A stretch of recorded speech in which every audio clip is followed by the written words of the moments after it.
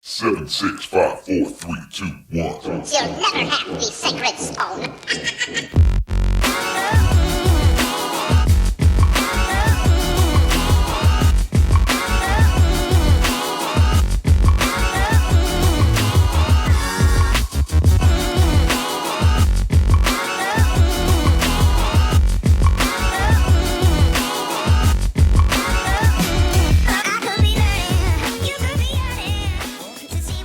All right, welcome into another edition of the Vegas Squares podcast. We are sitting here in home studio number 2A.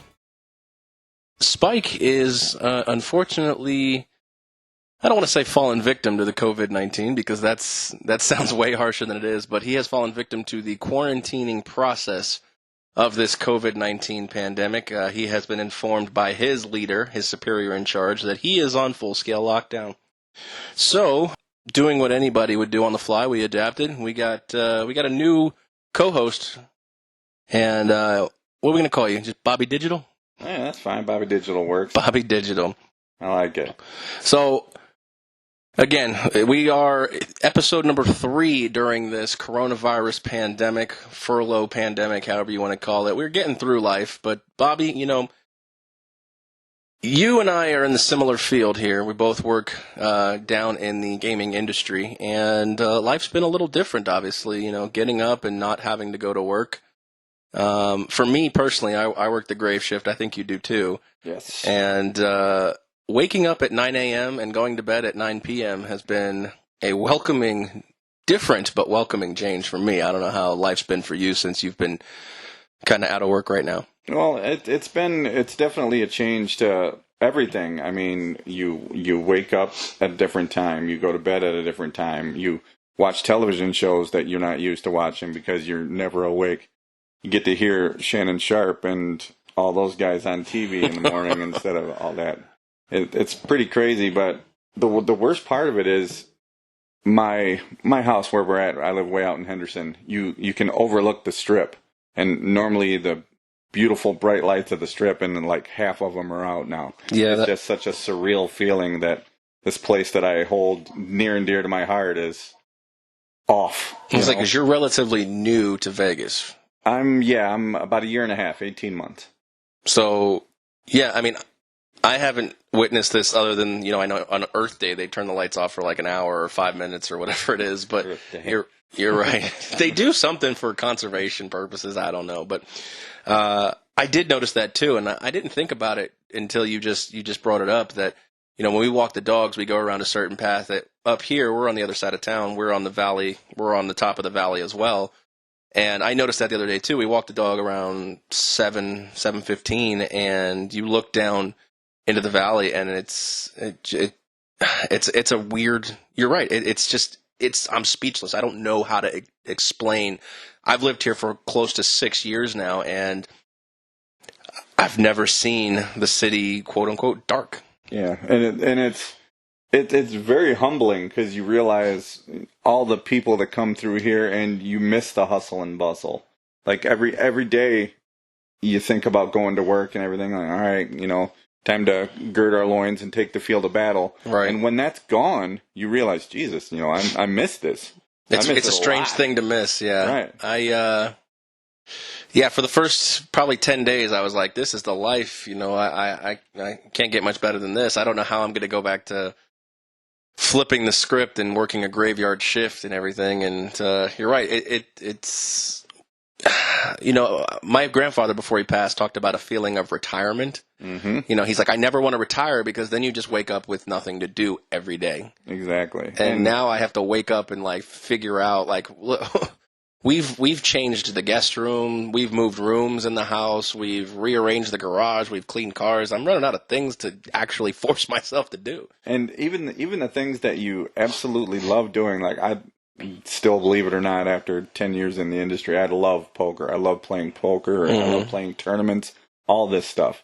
And even that starts to get old. You get to the point where you're like, I'm not really in the mood to grind today. That's true. Right. And like you said, I've moved offices. I've cleaned my wife's car, and it's just things like that. It's so different trying to find things to do every day.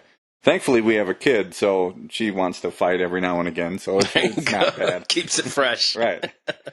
All right, well, we are sponsored by 12 Ounce Sports Radio, where we air every weekend. You can catch us on 12ouncesports.com. You can catch us on Zingo TV on your Fire Stick. Also, we are sponsored by Seat Giant, promo code 12 Ounce Sports, where you can get discounted sporting events, concert, and theater tickets. All right, so that sense of normalcy we just kind of encompassed in the intro. Opening day was supposed to happen this week, too. Yeah. Last week was supposed to be March Madness, the opening of March Madness. We missed that. It seemed to kind of go by without a blip, and then opening day seemed to kind of go by without a blip. It's, I was impressed, and I would give a kudos to. There's a Twitter account called Cut4. I don't know if you're familiar with that, but yeah, Cut4 MLB. Correct. Yeah, they gave us the. I guess abridged versions of the top 10 opening day moments where Griffey returned to Seattle and hit a bomb.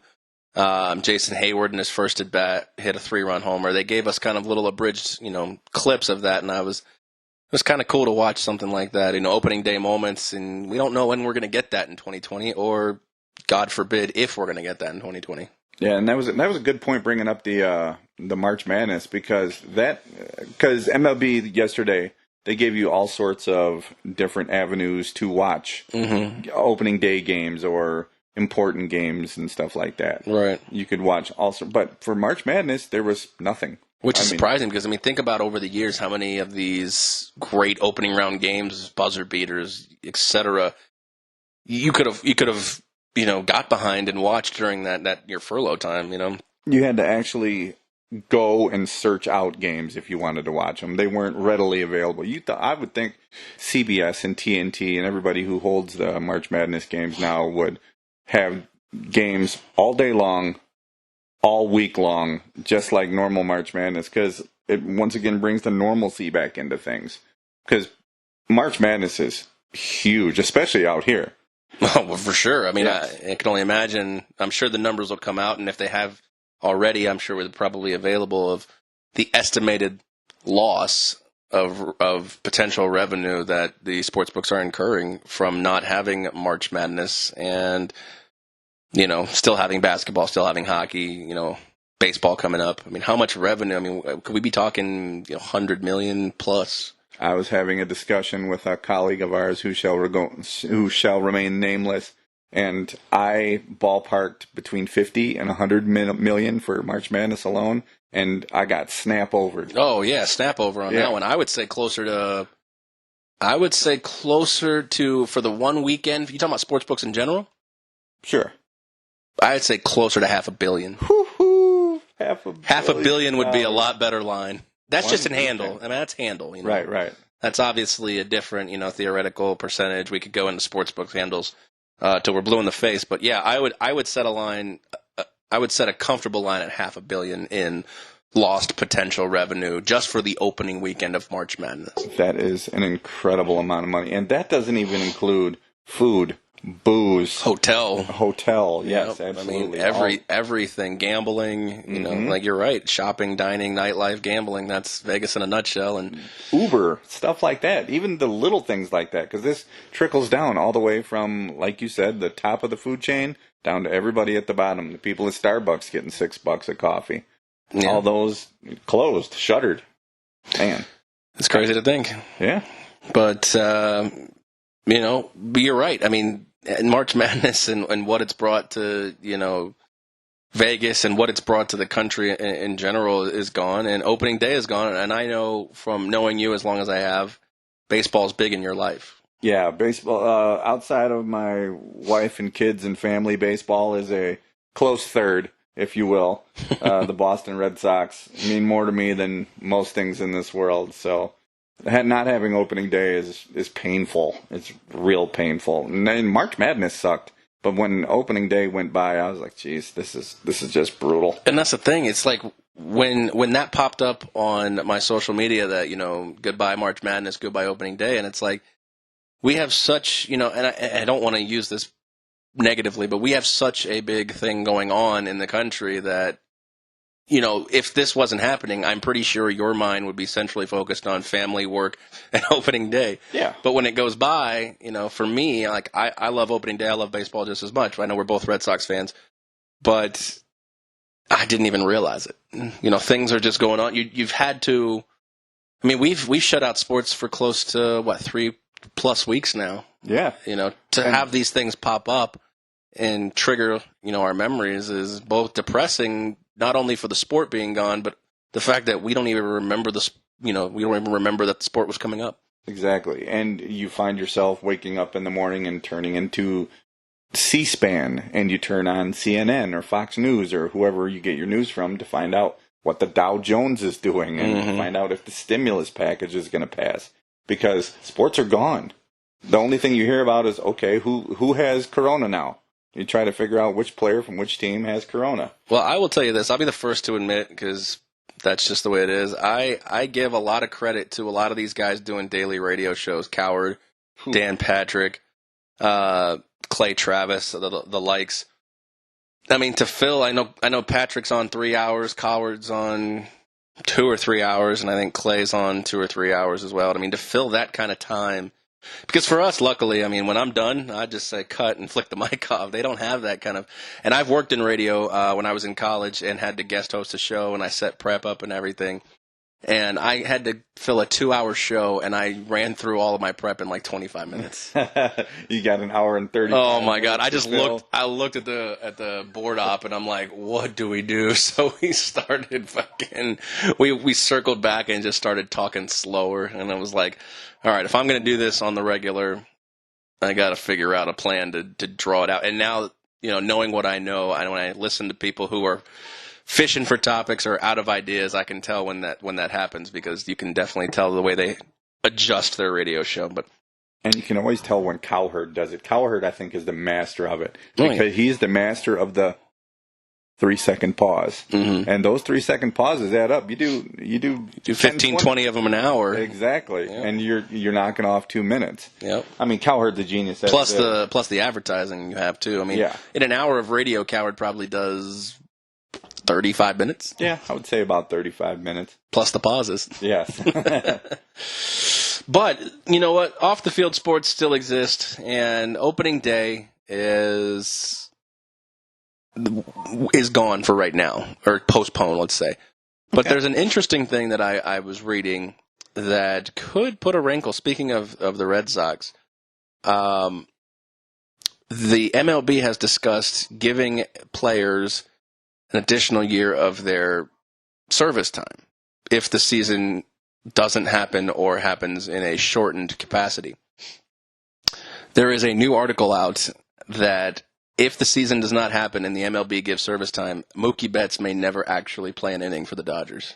And wouldn't that be absolutely unbelievable to get Alex Verdugo? Betts never plays a game for the Dodgers and re-signs with the Red Sox. But of course, I don't. So you think John Henry linked coronavirus just to get Mookie Betts? Yeah, absolutely. And that was a smart play by John Henry. It's probably the best thing he ever done was give the coronavirus to everybody. Yeah, so good move, John Henry. Back. Tip of the cap to you. Right, $32 million a year instead of $40. Exactly. But if something like that were to occur, I know all's fair in love and war, but I mean, do you if you're the MLB, do you just veto that trade and let Mookie go back? I mean, that's a tough spot, because there's a lot of people other than just Mookie who have signed new contracts or have been traded in the offseason. Well, it's such a difficult situation because we've never been here. World War II didn't stop Major League Baseball. Nothing has stopped sports. I mean, I think 9/11 stopped football for a weekend. Yeah. I don't even remember if it did or not. Yeah, because they were still worried about residual attacks and everything after. So maybe it stopped for let's just say it stopped for a weekend. I don't want to be fact. If you want to fact check, that's fine. But if let's just say it stopped for 1 weekend, but that's just 1 weekend. That's one Sunday. Mm-hmm. And baseball was down for a few days because you remember President Bush came out and threw the at Yankee first pitch Stadium. out. Yep. Yeah, that's true. But I mean, you're right. This is an unprecedented halt in American everything. So I don't now when you think, I don't think they just call a wash everything. I think you just say this has never happened before. Yeah, sorry, bro. This never happened. I mean, it's not like the Dodgers don't have the money to be able to re-sign Mookie Betts anyways. Exactly. But maybe Mookie never wanted to go to the Dodgers, and he's like, I can't wait to get out of here, and this is his ticket out. And I think baseball plays this year. I think they start. I will agree. I just don't know when. And do you think they play a shortened season or just the same season moved back a little bit? Because that's always the question. Baseball guys who want to see a shortened season could use this as the catalyst to get their way. I saw something, I think it was on ESPN yesterday. They were talking about, I know Boris said he still wants to play 162 with all the playoff games in warm weather sites and dome sites and all that. I don't think that's necessary. I think that's really trying to bleed, a lot of money. I think it's probably going to be closer to 81 or 100 or something like that, where they can still get enough games where it's not a comical season where the best teams, if they play a 40-game season, the Padres might win the West instead of the Dodgers. It's true. Anybody gets off to a 15-game hot streak. Yeah. 81 or 100 games is still a good barometer. The best team should finish out on top, but you got to get off to a good start. So I'm guessing 81 or 100, one of those two. Fair enough. It's going to be interesting to say the least because, it's hard to say what any sports can do. I mean, you have baseball who's delaying the start of the season, but you look at NBA and NHL, they're literally in the midst of a playoff run. Yeah. What are we, about 10 to 14 games away from the end of the season for hockey, depending on who we are? Roughly, yeah. Yeah. So, and when they come back, I've heard them say, are they going to go straight to the playoffs if they come back? Because there's a chance they don't come back at all. And Correct. That's just the end. Now, nobody wants to see that. They hate to see 68 games in the books and no finality to the season. But, like once again we said, it's unprecedented. Hopefully they come back and do some kind of playoffs, maybe even abridged playoffs. Yeah, Spike likes to point out the last time the season was canceled in the NHL was 1919, so 101 years ago. Ooh. And it was canceled after Game 5 of the Stanley Cup. So insane. I know. What was that? I don't know. He just likes to remind me that I'll have to do some research on it, but he likes to remind me that it was canceled after Game 5. So, well, if the Knights are down 3-1, let's cancel it after 4. Then let's just go from there.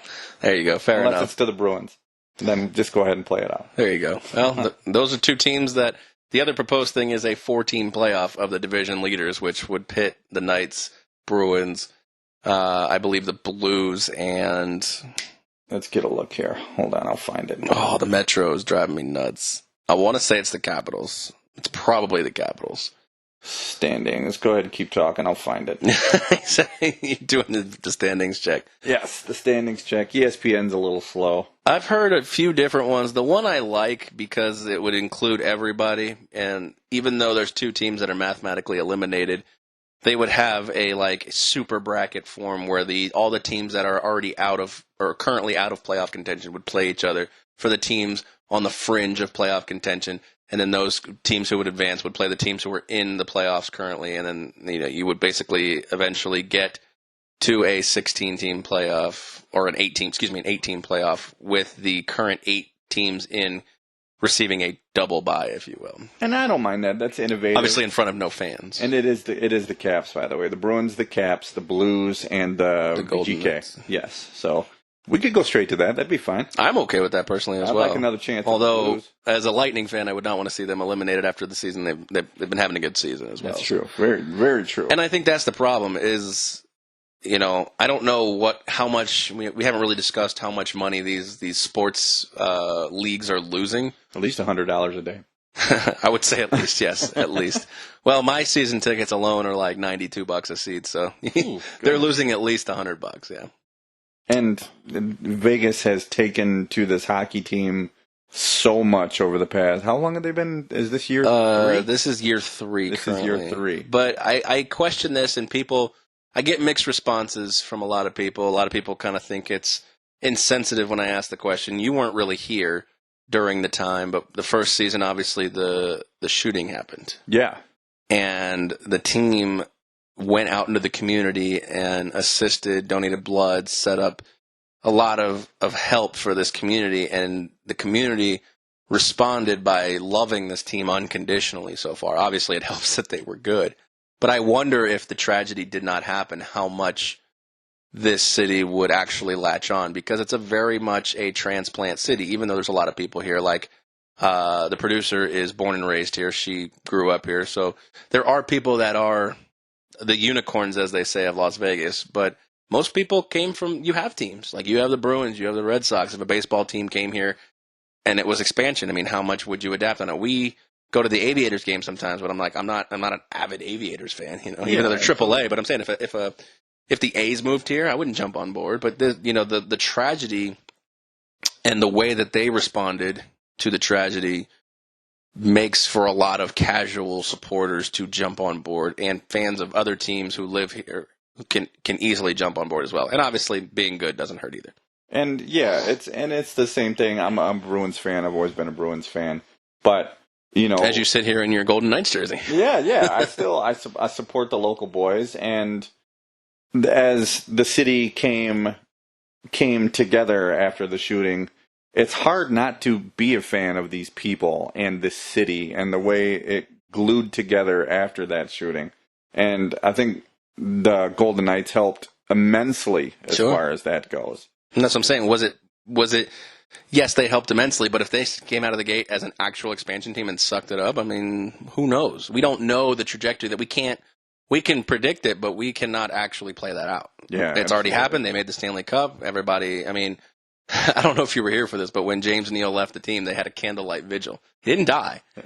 Right. He just signed as another. Still around. He still exists. He just signed as a free agent. They literally had a candlelight vigil for him. I mean, this is the kind of.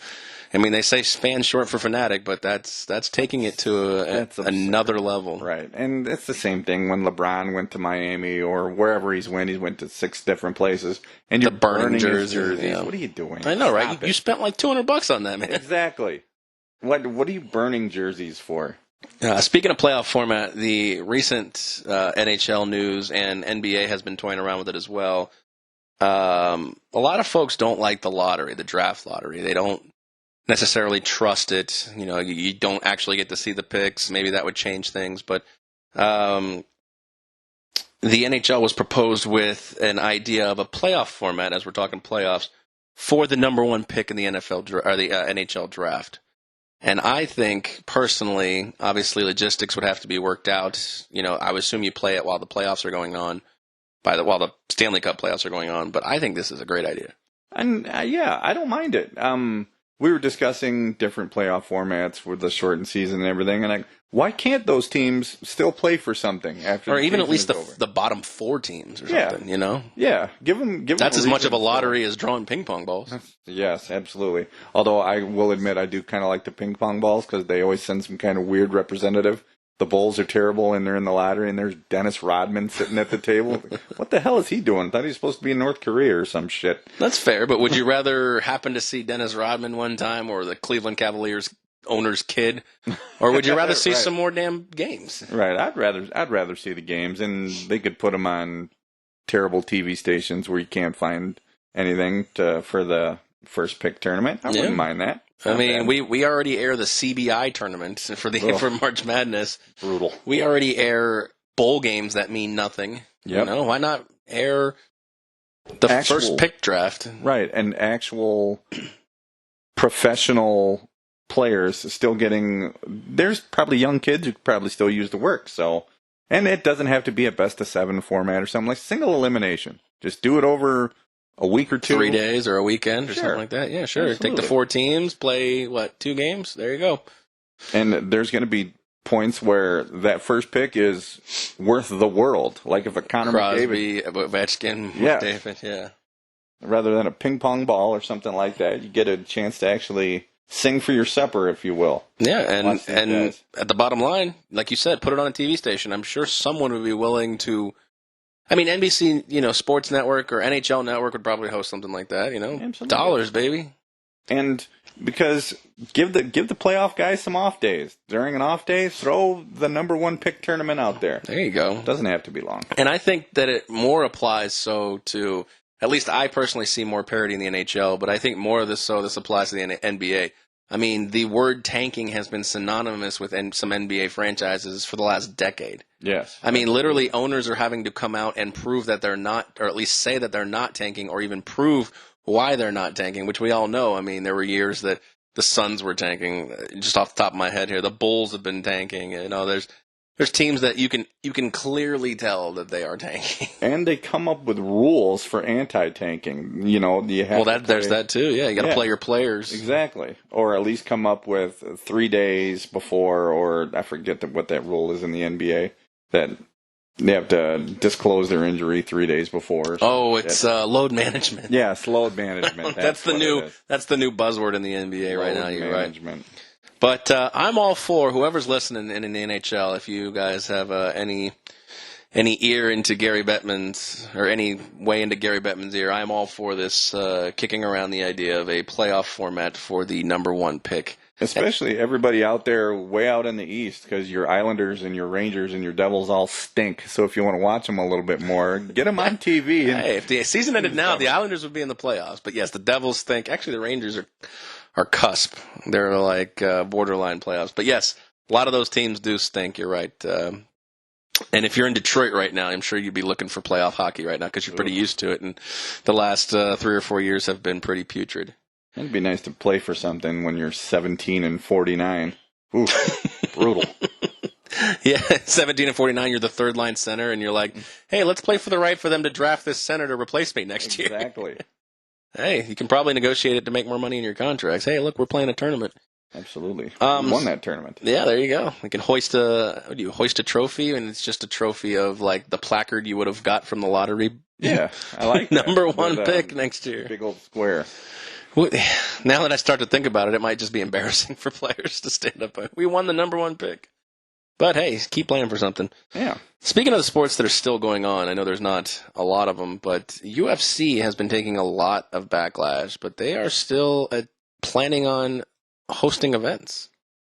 Yeah. With no fans, but it's evident that Dana White doesn't give a fuck. He wants this Khabib versus Ferguson fight to get off, and he doesn't care if he has to do it in Kimbo's backyard. They are going to fight somewhere, and they're going to get this fight done because he is sick of it being postponed. This would be the 5th time if it got kicked back. Is that right? They're supposed to fight 4 times. I was going to say, I know at least 2 or 3. But... Right. Let him go. But I don't understand the non-transparency about where it's going to be. I mean, if you're not letting anybody in, who cares where it is? My only guess could be protests. But then all these people who are self-isolating are going to go out and protest and get in a large gathering. I don't know. I don't think Dana gives a shit about protests. I think he's probably having. I think it's just not going to be in America. That might be what it is. If it's in Russia, that might have a problem. Some people might have a problem with that. That's true. My philosophy is Dana White may be playing this perfectly because there's a lot of people who are either quarantined or who are still going to work. I mean, think about the people who actually have to go to work, and then when they get off of work, everything that they do also for entertainment or for leisure is closed. Yeah, exactly. For a guy like me, I'm like, I sit here and I do nothing all day. I mean, theoretically. And I'm not worried about things being closed. But the guy who has to go and actually still work a job, he wants some unwind time, and he can't do anything either. There's literally nothing you can do. Golf is it. Yes. And I'm okay with that. I played golf a couple days ago. But what if you're a second shifter? Yeah. Us third shifters, it's not bad because we're kind of owls. I usually go right after I tee up, right after I get off work. Exactly. Keep some clothes in the car and go out. But for that second shifter, he's got no way to unwind. All he does is go home. Go home, stay up for a few hours, binge watch some TV, and then go back to bed and wake up and do it again. Exactly. And you watch the highlights of the game. Oh, wait a minute. There are no games. So you got to watch CSI Portland or whatever the hell's on. But this is what I'm saying, though. This might be the perfect marketing strategy because, talk about the minimal amount of people needed to put on a UFC fight. You can keep the press distance, obviously. Sure. If you have a big empty arena, they can sit wherever they want. Exactly. But, you're talking about 3 guys in a ring, and obviously I would imagine that there's enough money in MMA that these guys are being tested for the COVID virus as well. And how many camera guys do you think it takes? 3 or 4. We'll One say- guy to do their entrances and the 2 guys who hang up on the octagon. Sure. So maybe You could probably get off a production for 10 to 15 people. Maybe. Joe Rogan. Rogan's not going to go. You don't think, because he's doing all of his distance. You see him, did you see him on the podcast the other day wearing the NASA suit and the Yeah, mask that's true. with the Duncan Well, you still Trussell? have, what's his name? Dominic Cruz and John. Is it Felder? John? Felder does some, doesn't he? Yeah, they may send the B team in there. Yeah, right. Exactly. Maybe they'll bring Goldberg back. Oh, good Lord. But, I mean, I think there's a lot of people out there who are involuntarily quarantined Yep. and don't have any sports. And for me personally, I already follow MMA, so this is great news for me. But this may be a chance to gain fans, gain subscribers. I mean, you have to get on ESPN Plus to watch a lot of this stuff. This may be a chance at acquiring a fan base, more fan base, basically. Well, because when you think about it, market share, they gain 100% of it because there's. I mean, I think they're nothing fighting. else I think they're on. fighting with Belarusian soccer, Yes, exactly. and they just canceled Australian football because I was betting on that. Wow, you're sick. I was bored. I was betting like $2 bets, but Hey, it was it's fun. action. Yeah. Now, like you said, Dana's not a dumb man. He's not gonna go throw shit at the fan just to watch it spin. You know, he's gonna do whatever he can to make sure the eyes are still on his product, and he's very, very good at it. So, I think. Now, do you have any ideas where it's gonna be? You think it's gonna be over in Russia? Probably the only way to get. I don't know that for a fact. According to this article on ESPN, which is dated March 23rd, it's the 27th now, Dana White says that the location is 99% set. That doesn't really mean anything, but I would imagine that they're not. I mean, what states at this point in America aren't really on lockdown? Texas? I don't know, some of the Bible Belt maybe? Yeah, places in the middle where nobody knows where they are anyway. Or there's not a ton of cases either. Do whatever you want in Wyoming, but that's not a real big UFC. But it doesn't have to be. That's true. All you got to do is film it, right? Now, what about at his place over around the corner, the UFC Performance Center or whatever it's called? I think there's too big of a population that might want to come out and try to see it. That's a good point. That's what I'm wondering, if there's something a little more desolate, or they can't do it in New York, which it was scheduled, I think, the last time to be in Brooklyn at Barclays. Right? Yeah. Obviously, New York's one of the big epicenters of this COVID crisis right now. I can tell you the 5 delayed spots were London, Columbus, Ohio, Portland again, and Brooklyn. So obviously that doesn't really help us decode where it's going to be, but it wouldn't shock me if, the last one they had with Charles Lee was it Oliveira and Lee? Yeah. That was in South America. Yeah, was that Brazil? I believe it was I think Brazil. it was Brazil. So it wouldn't shock me if they moved. I don't know who else is on the card here, to be honest with you, but He said he was trying to put a nasty card together for this thing, too, to try to make it worth it to actually hold Is he going to bring Ronda Rousey back? Oh, my goodness. But, you're right. There's no... They've literally, if their goal was to not leak the location, that's completely... I think that's a good move. There are people itching to get out of the house that, like you said, if you put it at the training center in Las Vegas, it's totally plausible that they do that. They would come out of the woodwork to try to go see that, or at least get near it. People are looking for an excuse to go out and do things sometimes. Some people aren't, but there are some people who want to get out and... Hey, I'm here today. Yeah, it's true. You traveled across the city to get here, and I had in-laws all week though, so anybody in their right mind any would want to be excuse. here Yeah, today. I don't even think I officially asked you. I think you were just like, I was like, hey, I got a pot. You're like, yeah, I'm in. Yes, whatever you need. You need me to bring food? I'm done. Oh, damn! I should have asked that. Yes. Rose Namajunas on this card. Is she? Yeah, she's fighting Jessica Andrade.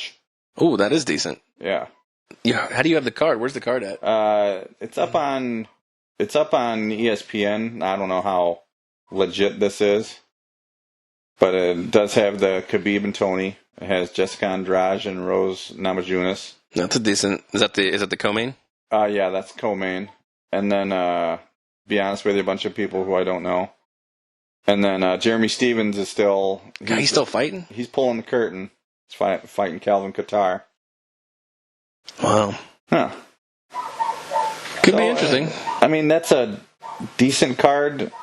I tell you what, though, there's an awful lot of Russian names on this card. That's starting to I could totally see catch my eye here. Putin caging the lions for the night. I said, did you hear about that? Yeah, is that real? He put 300 lions out in the streets to keep like everybody in. That can't be real, can it?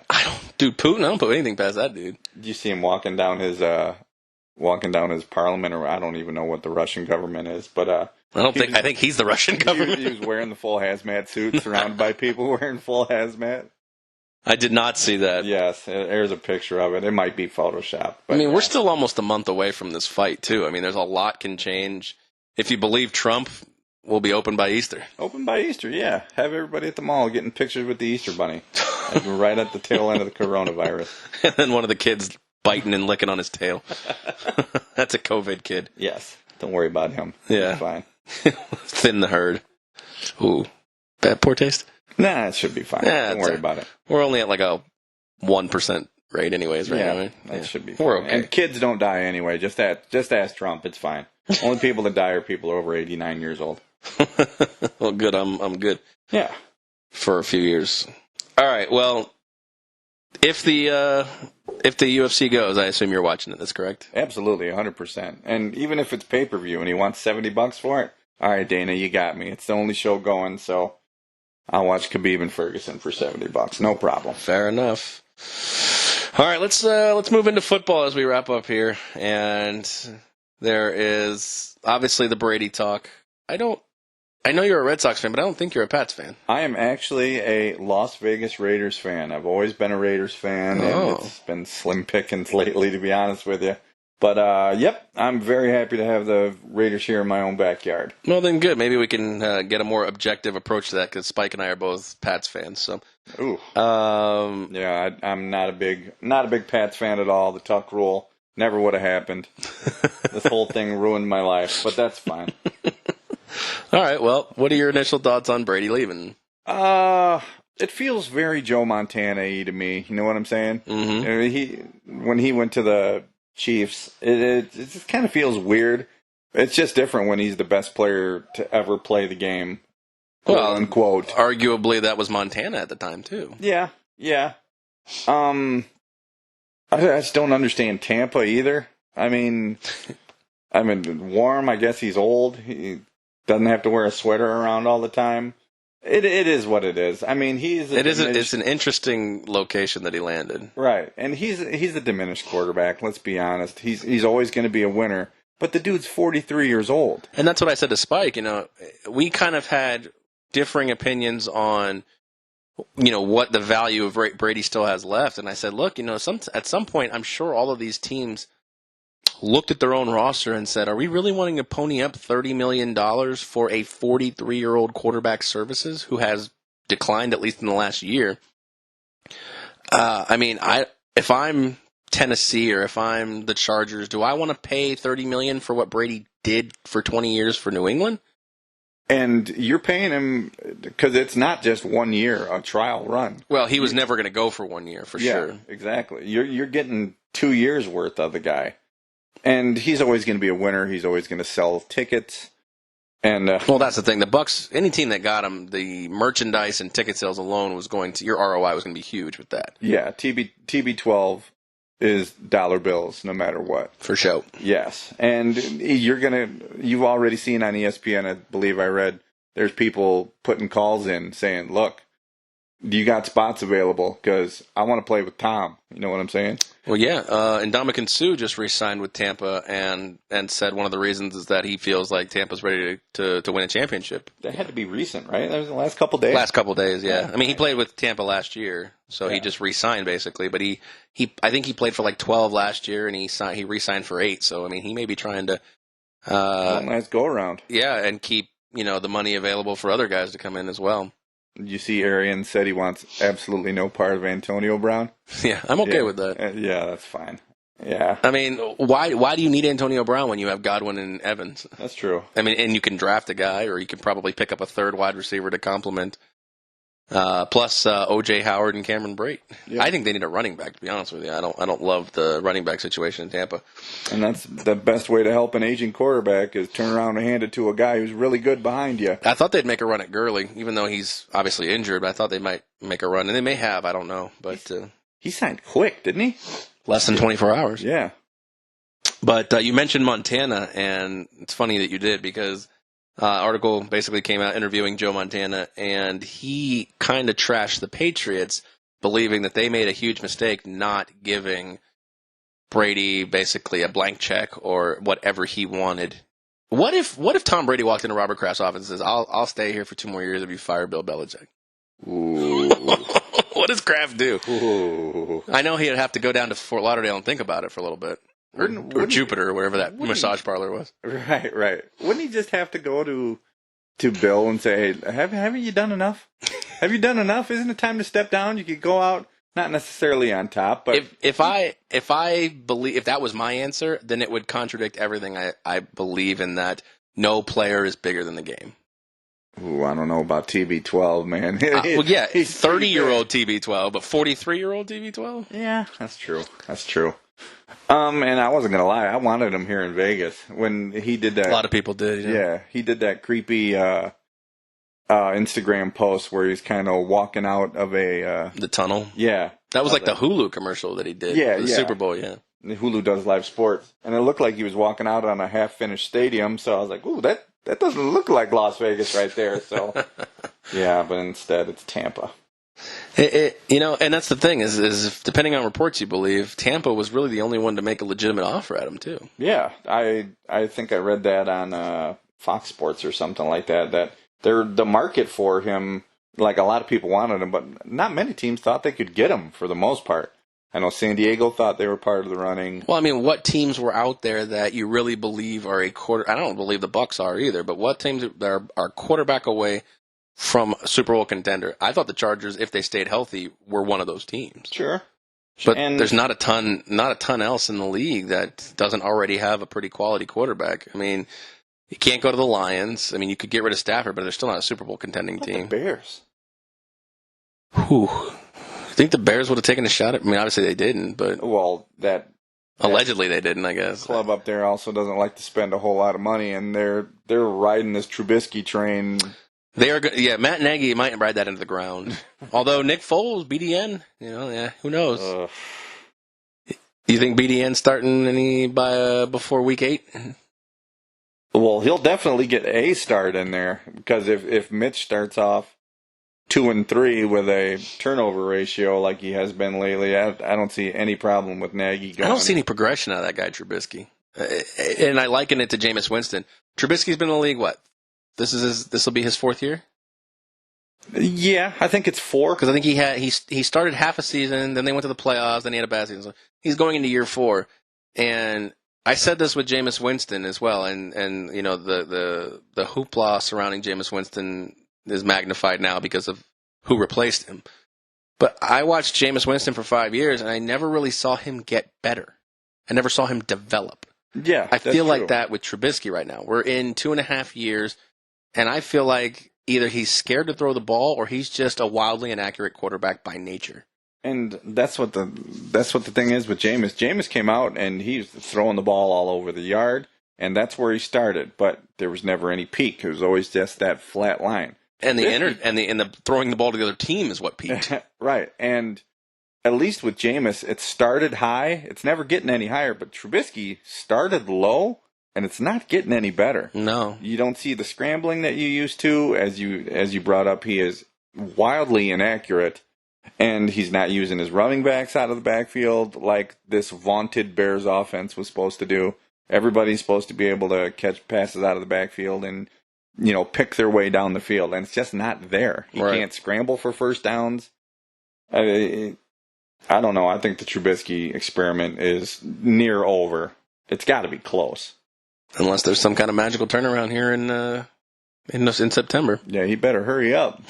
He better have good OTAs or whatever the hell. Circling back, though, Montana, basically said that this may be the biggest mistake the Patriots could make. I don't necessarily agree with that. Especially if you believe Robert Kraft that the Patriots never made an offer because Tom told them up front, I'm done. I mean, the guys won 6 rings.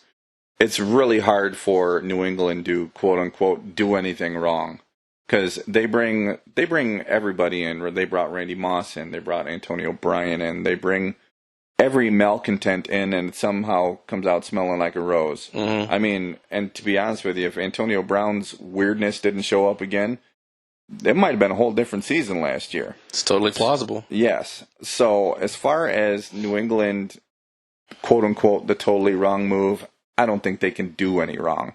They're one of those franchises who can make a lot of mistakes, and still their aura is still going to be of New England Patriots high-end franchise. I mean, it's true, but you let go a 43-year-old quarterback. I don't think that's going to dent your destiny at all. I mean, I think it would be completely going against what they call the Patriot way.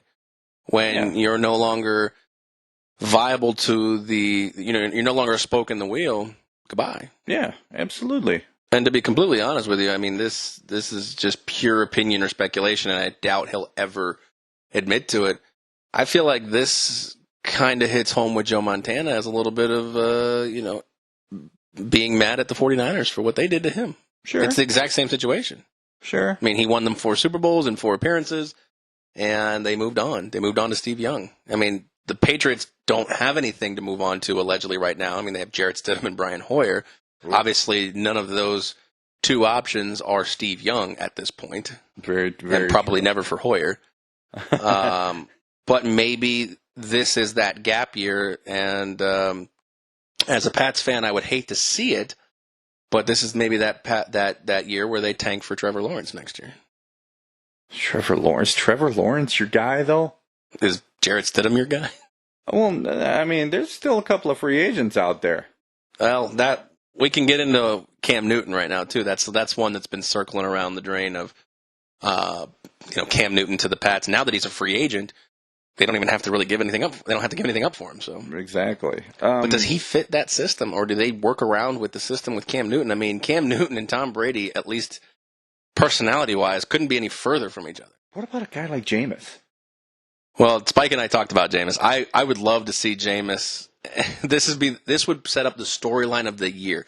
20-year veteran, 6-time Super Bowl, goes to Tampa, replaces Jameis. Jameis goes to New England and gets farther than Brady does with his team. And I'm going to be honest with you. I mean, it's not that Jameis' skill set isn't there. Absolutely. The talent and the potential is undeniable. And he wants to win. Agreed. But he's also had 3 offensive coordinators in 5 years. Right. But he's also a moron. He's I'm not a big fan. I don't think he's smart.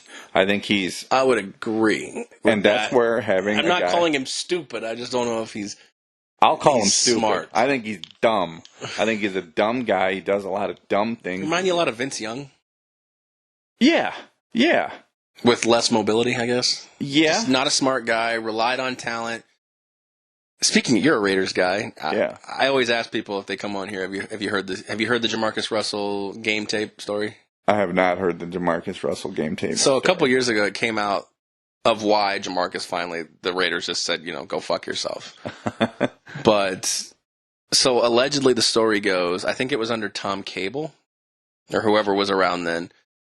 They sent Jamarcus home and said, I need you to study this tape, and we'll talk about it today or tomorrow or the next day or whatever. Okay.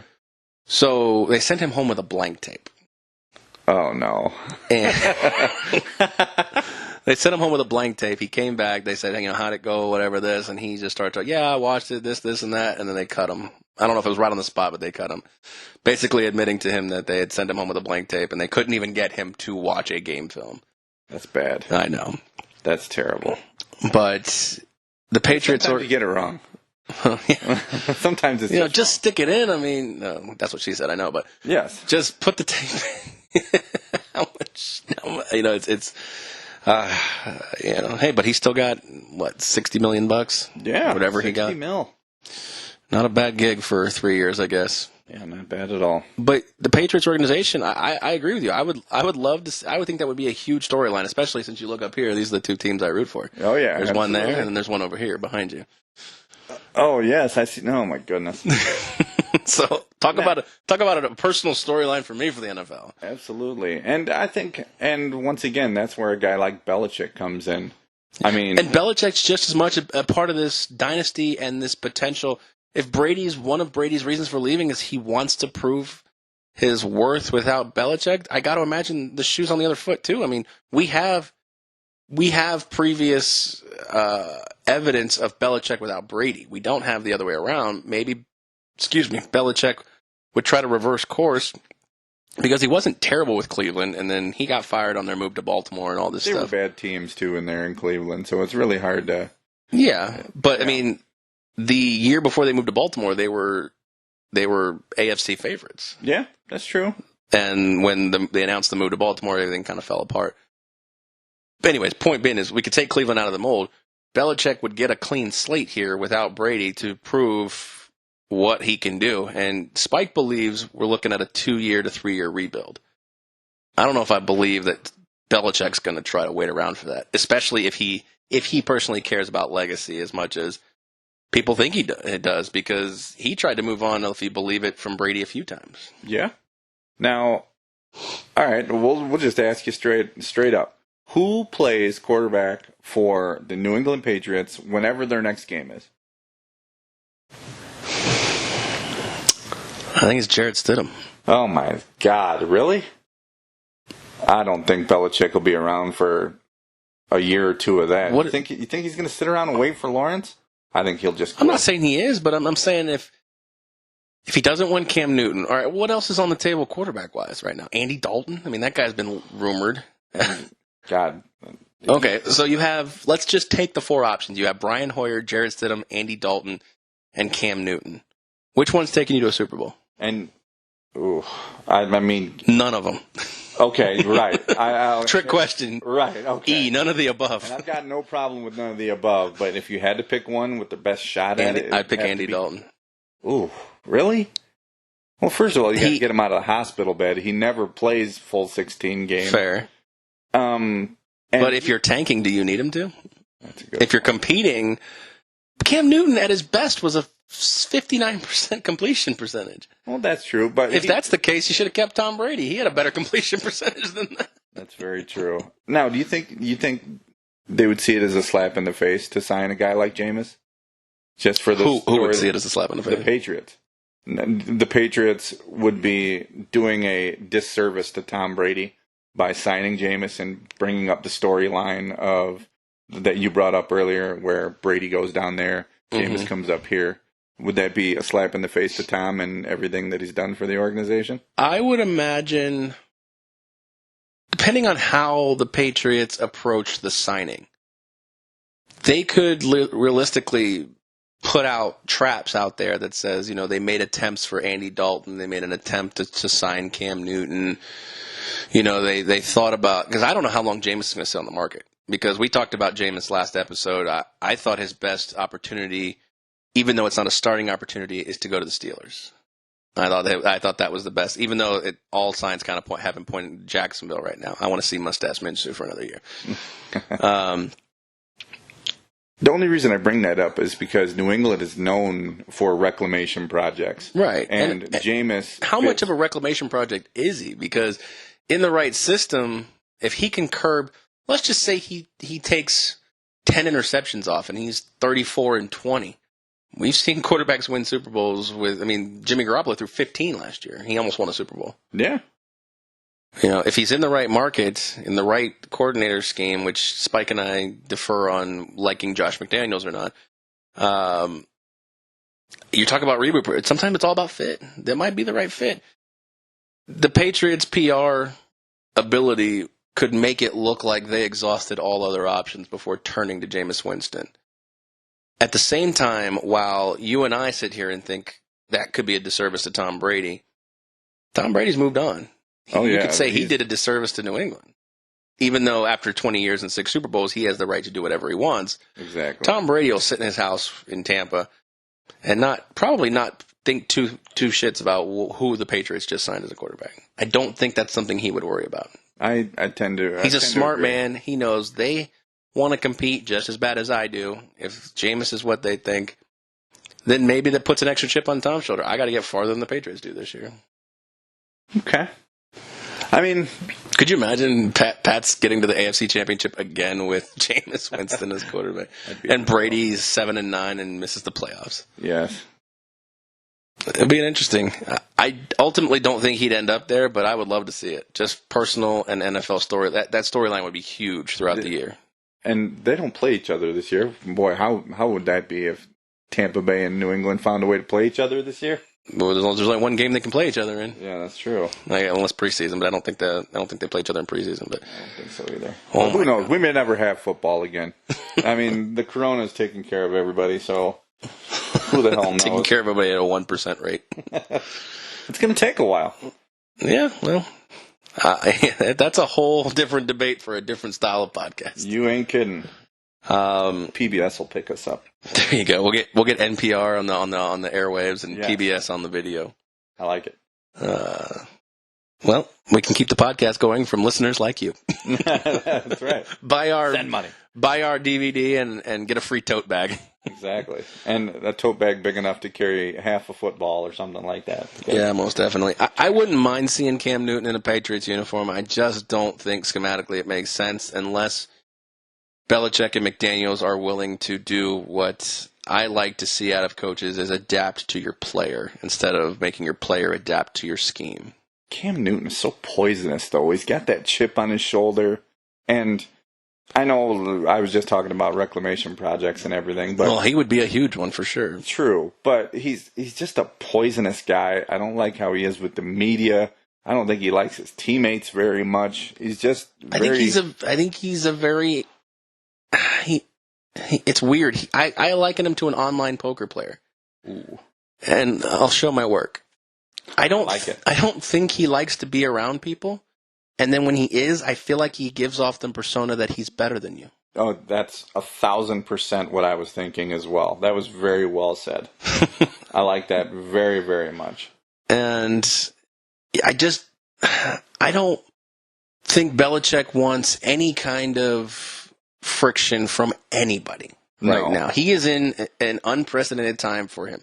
He just spent the last 20 years winning 6 Super Bowls, appearing in 9, and everything has come up Belichick for 20 years. And I don't think he wants to go through friction. He's I don't think he's in the fuck it mode. I'm too old for this shit. The Murtaugh effect. Right. But and I think that's exactly what Cam Newton is. It's just too the first thing that might go wrong, a bad media session.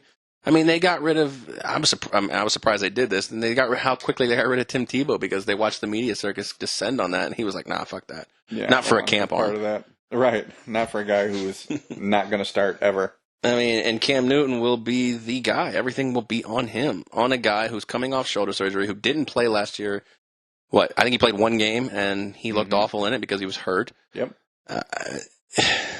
Again, Dalton makes more sense, even though he's talent-wise a far inferior quarterback than Cam Newton is. And that's saying a lot because I don't think Cam Newton's that good of a quarterback.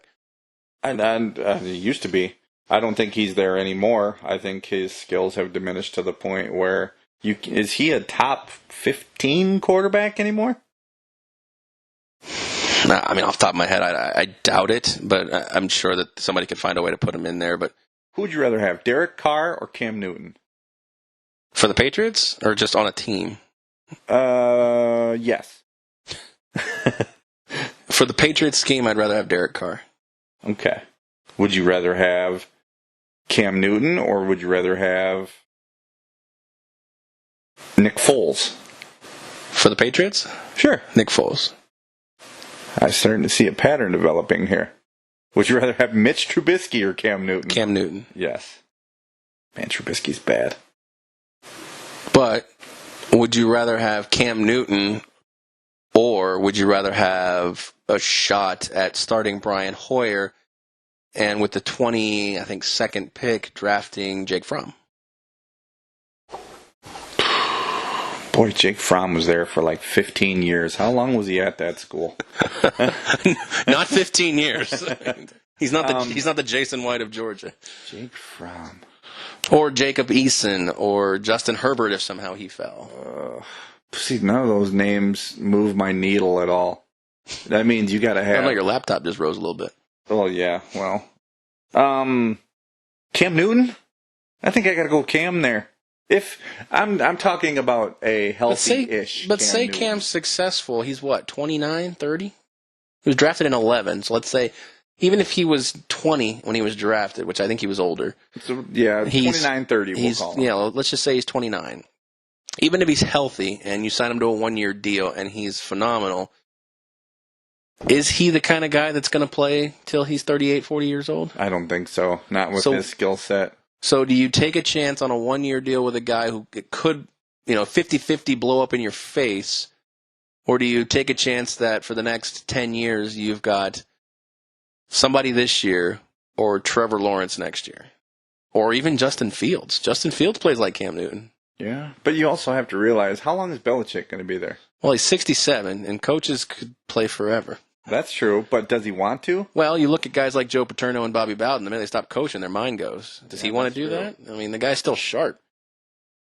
Well, we don't know how sharp he is. He never talks to anybody besides his own team. He's not a big fan of... Sharp enough to make the playoffs 17 out of 20 years, or 18 out of 20 years. Now, I don't know, man. What about this one? And it'll never happen, but this is another one. You call up your boy Patricia and go get Matt Stafford. Trade the 22nd pick for Matt Stafford, or even if you can somehow get him for like a second and third. And you know, Patricia's going to pick the phone up there because he got him a gig. Well, yeah, because when he gets fired next year, he's going to need a job. Exactly. I mean, that makes sense.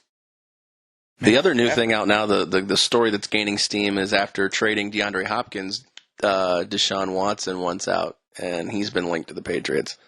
Action Network had him as the favorite to land there in 2021.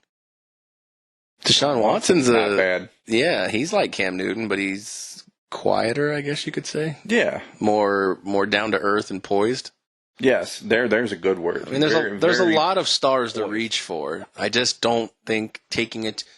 Cam Newton made his own bed with his attitude and his surly. He's just a surly guy, and I don't want to hold that against him or disrespect him, but first impressions mean everything. Yes, especially in the NFL too, and it's hard to rehab your image when you can't get on the field either. Winning cures everything, but if you can't get on the field because of your image, then you have issues. I think Cam will find a spot, but yeah, Cam's a starter in the NFL, but where right now? There's only two places I think he could go. Well, three with your boy Trubisky, but they just got BDN. Yeah, I don't think they're going to go with Cam too. That's too much money. No. That's too much money in one spot in the roster. Yes, especially for a guy you took for three average quarterbacks. You moved up to take him third.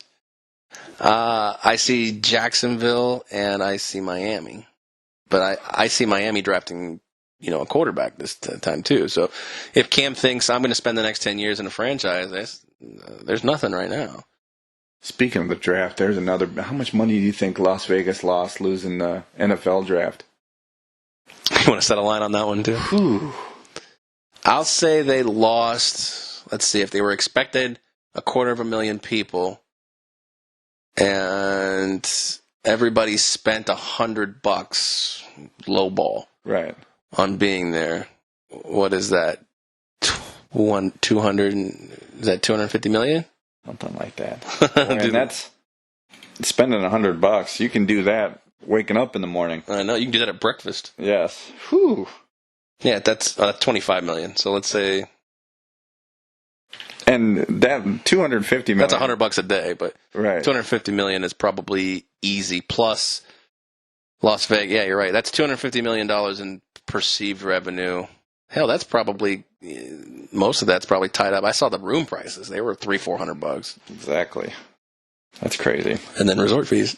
No, resort fees. Thank God. It's probably 10% resort fee lost revenue right there. Nobody's going to be able to make local calls. I know.